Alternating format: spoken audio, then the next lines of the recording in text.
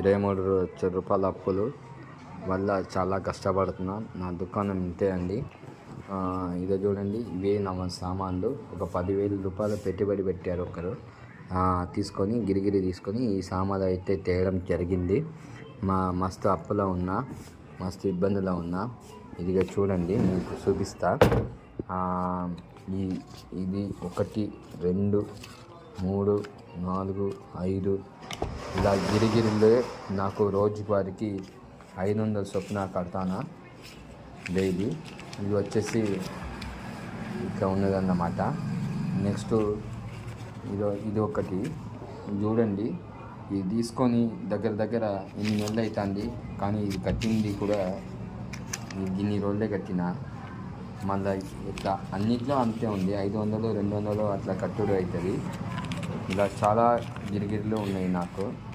మళ్ళీ ఇది కాకుండా వడ్డీకి తీసుకునేది, గ్రూప్లో ఉన్న అన్నీ తీసుకున్నా, అన్నీ అయిపోయినాయి.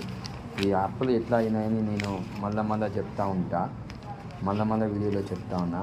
మా అన్న వాళ్ళ బ్రదర్ వల్ల హోటల్ లాస్ అయిపోయి ఇవాళ ఈ స్థితికి నేను ఇబ్బంది పడుతున్నా. నా హోటల్లో సామాన్లు మొత్తానికి ఈ చిన్న పాపుడాలు ఇవే ఉన్నాయి. నా చూడండి, అన్నీ కొద్దిగా అంతే ఉంది సామాన్లు, ఏం లేదు. కానీ 23 లక్షల రూపాయల అప్పులు పాలైపోయినా.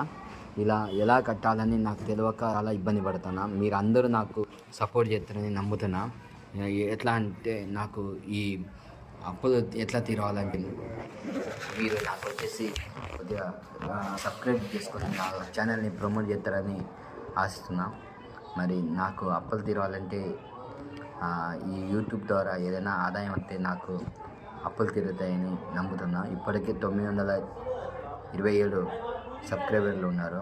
అందరికీ ధన్యవాదాలు. మరి మీ వల్ల నా అప్పులు తీరుతాయని నేను నమ్ముతున్నా. ప్లీజ్, 23 లక్షల రూపాయల అప్పులు, 50,000 లక్ష రూపాయలు ఉంటేనే మనం తట్టుకోలేము.